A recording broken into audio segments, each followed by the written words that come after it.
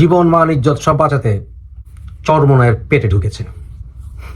ভয় লাগে বাবা, ভয় লাগে।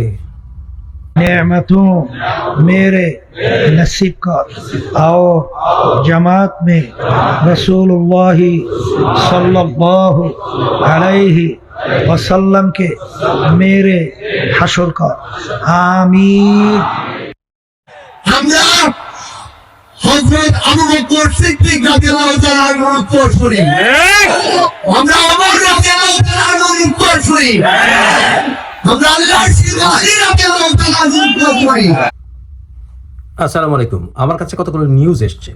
প্রথম নিউজ হচ্ছে, হ্যাঁ, কয়েকদিন আগে সেনাবাহিনী হাসনাত আবদুল্লাহকে তুলে নিয়ে গিয়েছিল এবং তুলে নিয়ে তাকে মোটামুটি কিছু হেদায়েত দেওয়া হয়েছে এবং সেই হেদায়েতের মাধ্যমে সে বুঝেছে যে সে বেশি বাড়াবাড়ি করছে, এটা রেজাল্ট ভালো হবে না। দ্বিতীয়ত, সার্জিস এবং অন্যান্যরা মোট ৪৫ জন সমন্বয়কারী পশ্চিমা বিভিন্ন দেশের ভিসা সংগ্রহ করেছে এবং তারা দেশ থেকে ভাগার পরিকল্পনা করছিল।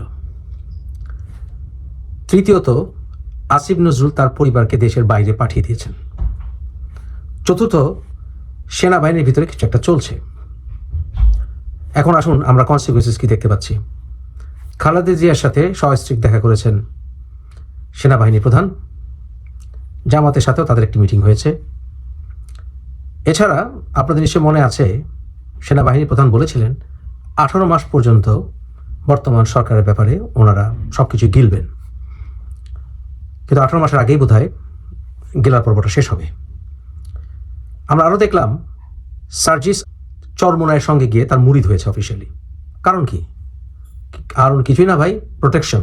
বিভিন্ন দলের ভিতরে ঢুকে যাবে, দলের প্রোটেকশনের জন্য এই কাজটি করছে। কারণ সার্জিস সহ অনেক উপদেষ্টারও পাসপোর্ট সিজ করা হয়েছে। অবিশ্বাস হলে এটা সত্য।